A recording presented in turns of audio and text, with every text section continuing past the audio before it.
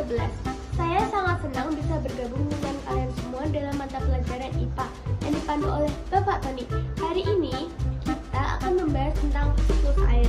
Siklus air adalah sebuah proses yang sangat penting bagi kehidupan di bumi.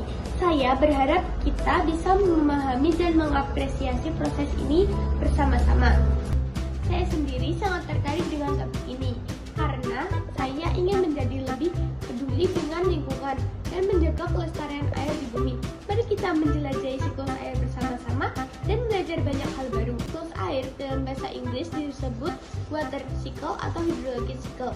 Siklus air adalah proses yang terjadi secara terus-menerus dalam sistem hidrologi bumi yang melibatkan pergerakan air dalam berbagai bentuk seperti cair, padat, dan gas. Proses siklus air yang pertama, evaporasi. Kedua, kondensasi. Ketiga, presipitasi.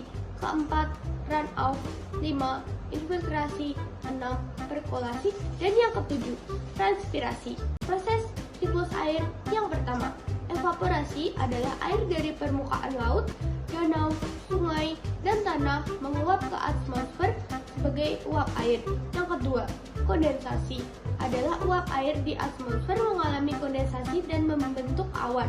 Yang ketiga, presipitasi adalah awan yang terbentuk kemudian mengalami presipitasi, yaitu proses turunnya air dari awan ke permukaan bumi dalam bentuk hujan, salju, atau hujan es. Yang keempat, runoff adalah air yang jatuh ke permukaan bumi kemudian mengalir ke sungai, danau, atau laut sebagai runoff.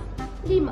Infiltrasi adalah sebagian air yang jatuh ke permukaan bumi meresap ke dalam tanah sebagai infiltrasi. Yang keenam, perkolasi adalah air yang meresap ke dalam tanah kemudian bergerak ke bawah dan bergabung dengan air tanah sebagai perkolasi. Yang ketujuh, transpirasi adalah tanaman menyerap air dari tanah dan mengeluarkannya ke atmosfer sebagai uap air melalui proses transpirasi. Siklus air sangat penting karena pertama, mengatur keseimbangan air. Kedua, membentuk cuaca dan iklim. Ketiga, menghidupkan ekosistem. Jadi, teman-teman, itulah penjelasan saya tentang siklus air.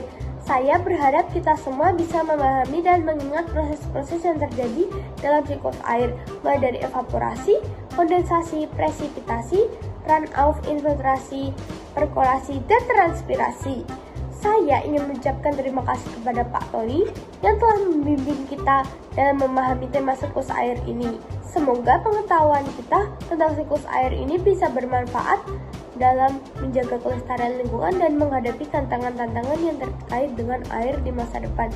Terima kasih Pak Tony dan teman-teman. Dadah!